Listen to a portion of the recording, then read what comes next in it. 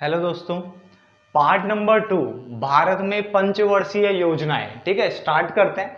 Part number 1 आपको जहां तक है समझ में आ गया होगा। ठीक है, पार्ट नंबर 2 की बात करते हैं और अल्पकालीन योजनाएं से स्टार्ट करते हैं। ठीक है ना, क्योंकि अगर आपको ध्यान हो तो लास्ट में हमने वो जो 5 पॉइंट पढ़े थे ना, वो दीर्घकालीन के थे। किसके थे? लॉन्ग टर्म के थे। ठीक है ना, बट हम शॉर्ट टर्म प्लान की बात कर रहे हैं, यानी अल्पकालीन योजनाएं। क्या कह रहा है? देश की वर्तमान जरूरतों के अनुसार, यानी वर्तमान जरूरतों के अनुसार या उसके आधार पर जो अल्पकालीन उद्देश्य होते हैं ना, वो योजना दर योजना अलग अलग होते हैं। बात को समझो ना, यानी जो शॉर्ट टर्म प्लान्स होते हैं ना, वो वेरी करते हैं। VARY, very. वेरी मतलब होता है चेंज होना। ठीक है, वो चेंज होते हैं प्लान टू प्लान। यानी शॉर्ट टर्म जो हमारे जो गोल्स होते हैं, शॉर्ट टर्म हमारे जो प्लान्स होते हैं ना, वो क्या होते हैं? हमारे शॉर्ट टर्म ऑब्जेक्टिव हमेशा प्लान टू प्लान अलग अलग होते हैं। जैसे 5 साल का पहला प्लान किसी और के ऊपर फोकस था, जैसे एग्रीकल्चर।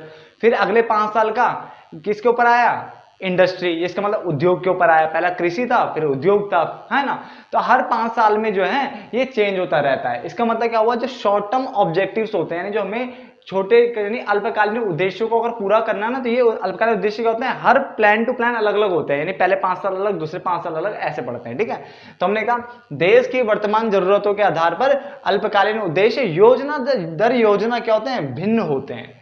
यानी पहली पंचवर्षीय योजना 1951 में शुरू हुई थी। ठीक है, मगर आप जब 1951 लिखोगे ना, तो ब्रैकेट में पूरा लिख लेना है। ऐसे करके 1951 पहले लिखना है, यानी 1951 लिखना है, उसका ब्रैकेट लगाना है और पूरा लिखना है। 1951 से स्टार्ट हुई थी और 1956 तक ये चली थी। तो उसके ब्रैकेट में लिख देना। ब्रैकेट तक आपको याद रहे कि कितना चला था? 51 में शुरू हुई थी और 56 तक चली थी, जिसका उद्देश्य क्या था?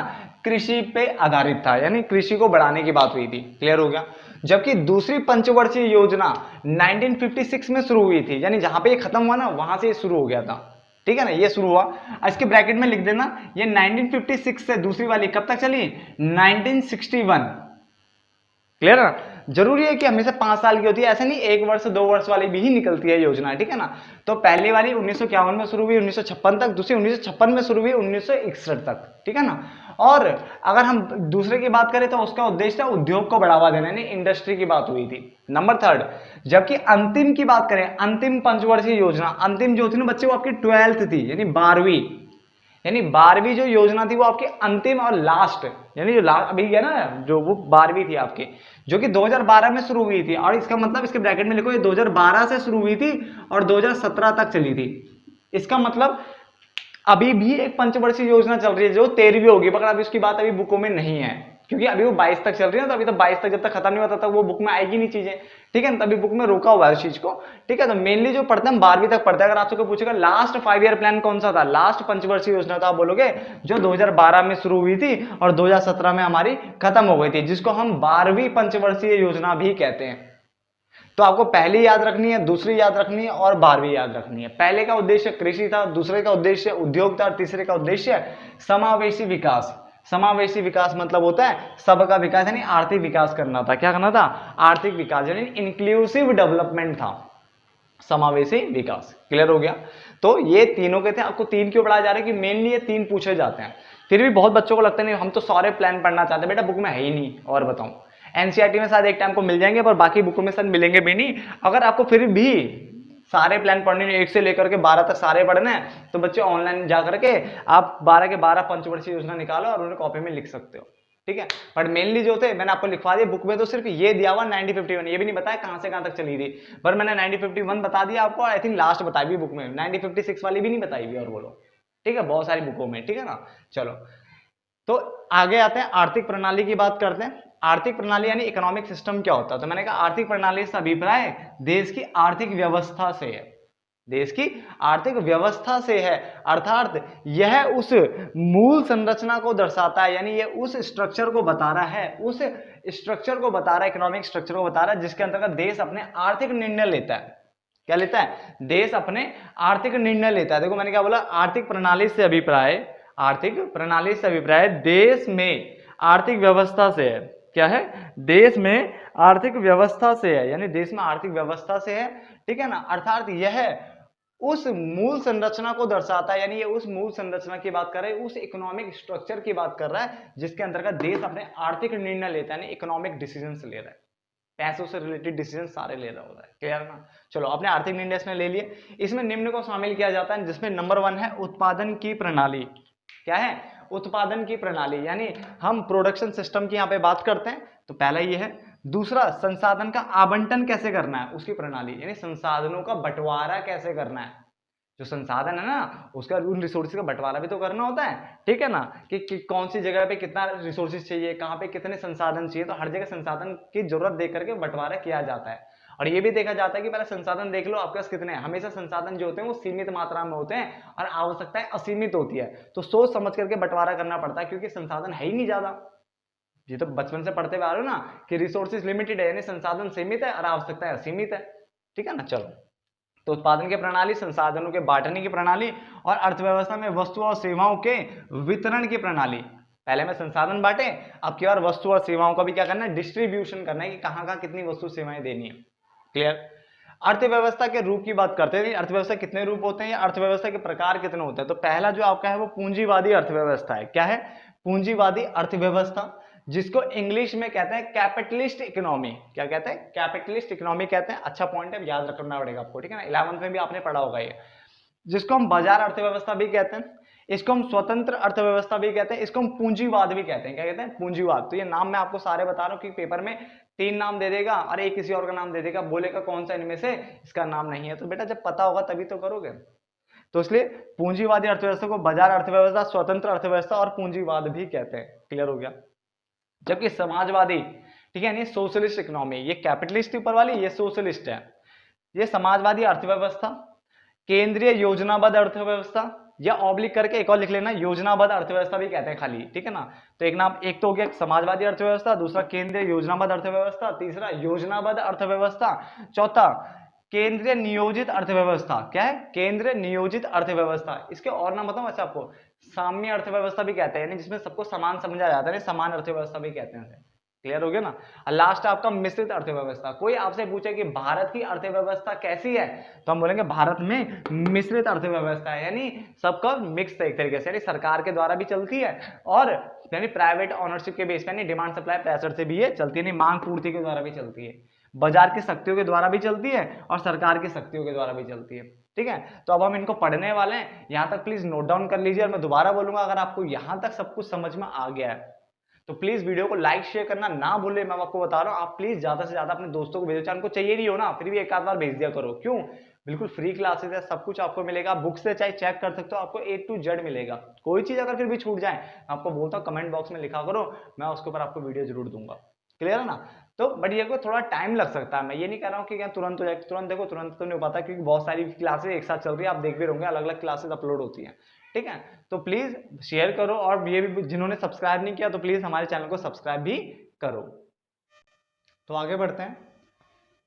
पूंजीवादी अर्थव्यवस्था और समाजवादी अर्थव्यवस्था में अंतर क्या होता है, इसको समझ लेते हैं, काफी आसान तरीके से समझने वाले हैं।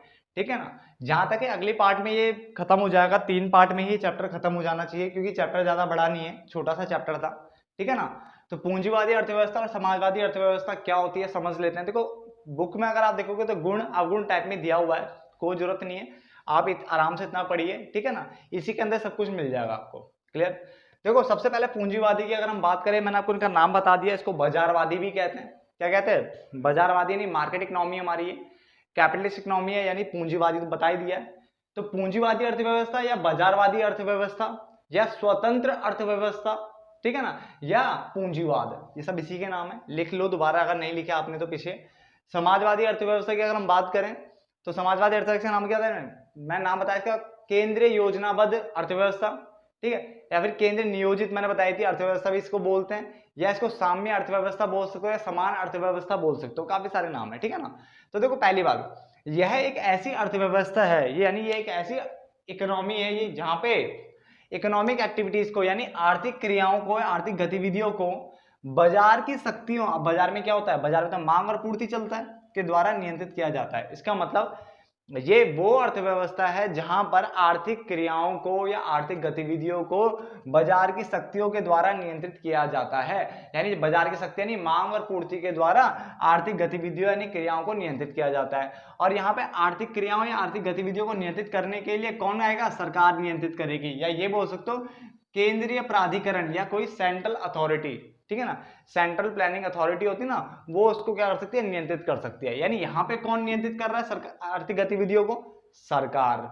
यहाँ पे कौन नियंत्रित कर रहा है आर्थिक गतिविधियों को, बाजार की शक्तियां यानी मांग और पूर्ति। पहला पॉइंट क्लियर हो गया आपको। नंबर 2, उत्पादन के साधनों पर निजी उद्यमों का स्वामित्व होता है। निजी मतलब प्राइवेट सेक्टर का यहाँ पे क्या होता है, स्वामित्व होता है, ठीक है ना। यानी इस जगह पे प्राइवेट सेक्टर डोमिनेट करते हैं, इनका दबदबा होता है, ठीक है ना। तो निजी यानी निजी उद्यमों का यहाँ पे स्वामित्व होगा। मगर यहाँ पे अगर बात करें तो संपूर्ण रूप से समाज का मतलब सार्वजनिक की बात कर रहा है। सार्वजनिक कौन, पब्लिक सेक्टर। तो यहाँ पे पब्लिक सेक्टर का स्वामित्व होगा, यानी सार्वजनिक उद्यमों का स्वामित्व होता है, या ये लिख सकते हो सार्वजनिक स्वामित्व होता है। क्लियर। तो यहाँ पे निजी स्वामित्व, यहाँ पे सार्वजनिक यानी सबका, पब्लिक की बात कर रहा है। क्लियर हो गया। चलो, इसके अंतर्गत आर्थिक निर्णय लाभ को अधिकतम करने के उद्देश्य से लिए जाते हैं। यहाँ पे जितने भी आप निर्णय लोगे ना, उनका मेन जो मोटिव होगा सिर्फ लाभ कमाना होता है, कि आपको प्रॉफिट। आपको बाजार में कोई बैठा हुआ है तो लाभ कमाने के पर्पज से तो बैठेगा, ठीक है ना। चलो, कोई ऐसा तो नहीं है ना कोई फ्री फंड में सब्जियां वब्जियां बांट रहा है या कुछ भी कर रहा है, काम वाम धंधा कर रहा है जो भी, ऐसा कुछ नहीं होता, ठीक है। फ्री का काम नहीं है यहाँ पे। लाभ को अधिकतम करने के उद्देश्य से प्राइवेट लोग बैठे होते हैं, बट यहाँ पे जो उद्देश्य होता है वो सामाजिक कल्याण को अधिकतम करना है। क्या करना है, सामाजिक कल्याण को अधिकतम करने से होता है। क्लियर है। तो यहाँ पे जितने भी आर्थिक निर्णय लिए जाएंगे वो क्या होंगे, सामाजिक कल्याण को अधिकतम करने के उद्देश्य से लिए जाएंगे। 3 पॉइंट हमने क्लियर कर दिए। पहला, ये वो अर्थव्यवस्था जहां पे आर्थिक गतिविधियों यानी आर्थिक क्रियाओं को बाजार की शक्ति यानी मांग और पूर्ति के द्वारा नियंत्रित किया जाता है। और ये वो होती है जहां पे आर्थिक गतिविधि को सरकार या फिर कोई केंद्रीय प्राधिकरण द्वारा नियंत्रित किया जाता है। यहाँ पे निजी उद्यमों का स्वामित्व होता है, यहाँ पे संपूर्ण स्वामित्व होता है समाज का, यानी इसका मतलब सार्वजनिक उद्यमों का स्वामित्व होता है। याद रखना, ये बहुत अच्छा टॉपिक है पूछने के लिए पेपर में, ठीक है ना। उसके अलावा इसके अंतर्गत आर्थिक निर्णय जो भी होंगे वो लाभ को अधिकतम करने के उद्देश्य से लिए जाते हैं। यहाँ पे जितने भी आर्थिक निर्णय होंगे सामाजिक कल्याण को अधिकतम करने के उद्देश्य से लिए जाते हैं। आगे, उत्पादन की प्रक्रिया में सरकार की प्रत्यक्ष भूमिका नहीं होती है, क्योंकि सरकार तो इधर आती है, तो इधर सरकार थोड़ी ना है। तो उसने बोला सरकार की प्रत्यक्ष भूमिका या प्रत्यक्ष भागीदारी नहीं होती। इसका मतलब सरकार की यहाँ पे भागीदारी कहां पे तक आ सकती है, जहां तक देश में कानून बनाना है, सुरक्षा करनी है, तो सुरक्षा तो भाई साहब करनी पड़ेगी। मगर उत्पादन के प्रक्रिया में अगर सरकार घुसने की कोशिश करेगी तो नहीं घुस सकती। क्यों, क्योंकि यहाँ पे निजी लोगों का स्वामित्व है, ठीक है। उनको अपने अपने अकॉर्डिंग वो काम करेंगे, स्वतंत्र है वो काम करने के लिए, बट यहाँ पे स्वतंत्रता नहीं है, ठीक है ना। क्योंकि उत्पादन की प्रक्रिया में सरकार का क्या है, प्रत्यक्ष भूमिका है, यानी प्रत्यक्ष भागीदारी है। और तो और यानी इसका मतलब सरकार की सिर्फ भूमिका कानून बनाना या सुरक्षा व्यवस्था को देखने तक सीमित नहीं है, यहाँ पे उत्पादन की प्रक्रिया में भी है। और यहाँ पे क्या था, सिर्फ कानून और सुरक्षा तक सीमित है, उत्पादन प्रक्रिया में सरकार घुस नहीं सकती इसके अंदर। क्लियर हो गया। तो सरकार की कोई प्रत्यक्ष भूमिका यहाँ पे नहीं है, सरकार हस्तक्षेप नहीं कर सकता यहाँ पे, बट यहाँ पे सरकार हस्तक्षेप कर सकती है। क्लियर हो गया। इसके अंतर्गत जीडीपी समृद्धि यानी ग्रॉस डोमेस्टिक प्रोडक्ट, सकल घरेलू उत्पाद की जो समृद्धि की यानी विकास की जो गति होती है वो यहाँ पे तीव्र होती है। बट यहाँ पे जीडीपी समृद्धि की गति जो होती है वो क्या होती है, धीमी होती है। क्या होती है, धीमी, क्योंकि सामाजिक कल्याण को देखना होता है और सरकार इसलिए क्या ना है वहाँ पे जो क्या कर रही होती है, सब कुछ डेवलप करने की कोशिश कर रही होती है, जिसके कारण जो है ना खर्चा वर्चा काफी हो जाता है। जीडीपी समृद्धि हमारी क्या रहती है, थोड़ी कम रहती है, ठीक है ना। सामाजिक कल्याण, लोगों को, गरीबों को भी देखना है, सब कुछ देखना है। तो जीडीपी समृद्धि की गति यहाँ पे धीमी है, यहाँ पे क्या तीव्र है। अब आपसे कोई पूछे अवगुण बता दो इसके, तो अवगुण यही तो है, जीडीपी समृद्धि यहाँ पे धीमी होती है। और दूसरा क्या है, यहाँ पे स्वतंत्र नहीं है, अब यहाँ पे मांग पूर्ति का कोई सिस्टम ही नहीं है यहाँ पे। बट यहाँ पे बात करें तो यहाँ पे क्या है, इसका गुण ये है कि लाभ के उद्देश्य से लोग ज्यादा से ज्यादा अच्छा काम करने की कोशिश करते हैं। ये जो है, जब लोगों को पैसा मिला तो लोग और अच्छे एफिशिएंट मैनर में और इफेक्टिव मैनर में काम करते हैं ना, तो ये इसका गुण हो सकता है। तो ये आप आराम से इसको अगर पढ़ लोगे ना तो सब कुछ यहीं से मिलने वाला आपका। पेपर में पूछेगा किसमें सरकार का हस्तक्षेप होता है, भाई साहब इसमें होता है, इसमें नहीं होता। मतलब अगर कानून और वो बनाने में तो दोनों जगह बनता है भाई। देखो, देश में ये भी रह रहे हैं, ये भी रह रहे हैं, तो कानून और सुरक्षा व्यवस्था तो दोनों में ही है। बट उत्पादन की प्रक्रिया में अगर बात करूंगा तो यहाँ सरकार आ सकती है, हस्तक्षेप करेगी, बट यहाँ हस्तक्षेप थोड़ी ना करेगी, मार खाएगी वरना, ठीक है ना। चलो, तो यहाँ तक उतार लीजिए फटाफट से। चलो आगे देखते हैं। मिश्रित अर्थव्यवस्था, किसकी बात कर रहे हैं, मिश्रित अर्थव्यवस्था की बात कर रहे हैं। तो देखो, मिक्स्ड इकोनॉमी क्या होती है समझ लेते हैं। मिश्रित अर्थव्यवस्था वह अर्थव्यवस्था होती है जिसमें उत्पादन के साधनों पर निजी यानी प्राइवेट सेक्टर का तो हाथ होगा ही होगा, साथ में सार्वजनिक सेक्टर यानी जो हमारा पब्लिक सेक्टर है उसका भी हाथ होगा, यानी प्राइवेट प्लस पब्लिक दोनों ही यहाँ पे क्या होता है, दोनों का स्वामित्व होता है। क्लियर होगा, यानी ऑनरशिप दोनों के पास एक तरीके से, है ना। तो पहली चीज समझ में आ गई, इनमें दोनों अभी मिक्स है ना, तो पहले दोनों का मिक्स हो जाएगा ये। उसके अलावा अर्थार्थ यह एक ऐसी अर्थव्यवस्था है जहां पर आर्थिक गतिविधियां यानी आर्थिक क्रियाओं को बाजार की शक्तियों द्वारा शासित किया जाता है, यानी चलाया जाता है, ठीक है ना। यानी चलेगी कैसे, बाजार की शक्तियों के द्वारा, ठीक है ना। मगर अगर नियंत्रित की अगर बात करें तो सरकार का भी इसमें नियंत्रण होगा, नियंत्रित सरकार द्वारा किया जाता है, या ये लिख सकते हो, और सरकार द्वारा नियंत्रित किया जाता है। क्लियर है ना। तो शासित यानी चलेगा कौन, बाजार की शक्तियों के द्वारा, मगर नियंत्रण सरकार का इसमें रहेगा। आगे चलते हैं। साथ ही आर्थिक निर्णय अगर लेने की बात हो तो वो लाभ को अधिकतम करने के उद्देश्य से मिलेंगे, क्योंकि इसमें बाजार भी आ रखा है, साथ साथ में सामाजिक कल्याण भी आएगा इसमें। दोनों को अधिकतम करने के उद्देश्य से इसमें निर्णय लिए जाते हैं, लाभ भी करना है और क्या करना है, सामाजिक कल्याण को भी करना। आप बोलोगे ऐसे कैसे पॉसिबल है, मैंने कहा इंडियन इकोनॉमी यानी जो भारत की अर्थव्यवस्था है वो मिश्रित अर्थव्यवस्था है, याद रखना। क्योंकि देखो बहुत सारे एरिया जो डेवलप्ड है, मतलब अच्छे खासी उन पे क्या नाम है चीजें हैं, सब कुछ सही है वहां पे, तो उस जगह पे जो निर्णय होते हैं ना वो बाजार पे छोड़ दिया जाता है, नहीं स्वतंत्र होते हैं लोग, काम करो खाओ पियो, ठीक है, ये अपना रहता है। तो हमारा कौन सा रहता है वहां पे, बाजारवादी। बट कुछ ऐसे एरिया जो बहुत पिछड़े हुए हैं, जहां अभी भी क्या है, विकास बहुत धीमा है, ठीक है, ठीक से 2 वक्त का खाना नहीं है, कोई संसाधन ठीक से नहीं बटे हुए हैं, तो ऐसी जगह पे कौन आगे आएगा, सरकार। तो हमारी इंडिया में हर तरह का आपको पता ही चीजें, बहुत कुछ ऐसी जगह जहाँ पे अच्छा खासा विकास हो रहा है और हो भी चुका है, ठीक है। तो वहां पे कौन काम करता है, वहां पे आपका ये नहीं ये बाजार पे छोड़ देंगे, नहीं स्वतंत्र है वहां पे। बट जहाँ पे अभी बहुत दिक्कत है, बहुत सारा एरिया ऐसा भी है जहां भी बहुत ज्यादा दिक्कत है अभी भी, ठीक है ना, तो वहां पे सरकार काम करेगी सामाजिक कल्याण को देखते हुए, ठीक है, इस तरह से हम इसको समझेंगे, ठीक है ना। वैसे अभी इंडिया में तो बहुत कुछ करना बाकी है, आपको पता ही है, ठीक है। आगे चलते हैं, ये 2 पॉइंट आप साथ में याद रखोगे। इससे क्या होता है, जीडीपी समृद्धि को प्रोत्साहन मिलता है, कि जब दोनों साथ में मिलकर काम करें तो जीडीपी को विकास में ना प्रोत्साहन मिलता है, ठीक है ना। ये पढ़ना में इसका गुण हो सकता है। और अवगुण में आपको पता ही है, सरकार में सरकारी क्षेत्र अक्सर क्या करता है, भ्रष्टाचार से प्रभावित होते रहते हैं।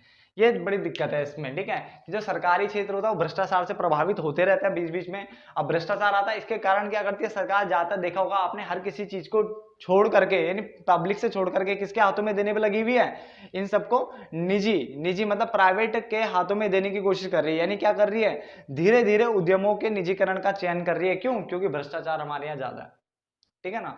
तो ये पार्ट आपको समझ में आ गया होगा, इस पार्ट को मैं यहीं रोकता हूँ, ठीक है। एक पार्ट और बनने वाला है, चैप्टर भी आपका खत्म हो जाएगा, ठीक है। तो आपको पसंद आ रही है वीडियो तो प्लीज लाइक शेयर तो करना ना भूले, ठीक है, बिल्कुल लाइक शेयर आपको करना ही पड़ेगा, साथ साथ में सब्सक्राइब करना पड़ेगा जिन्होंने नहीं किया अब तक, और कमेंट में जरूर लिख लिया करो कि सर हमें समझ में आ गया है, या भाई हमें समझ में आ गया है, ठीक है। तो मिलते हैं फिर नेक्स्ट पार्ट में, तब तक के लिए धन्यवाद दोस्तों।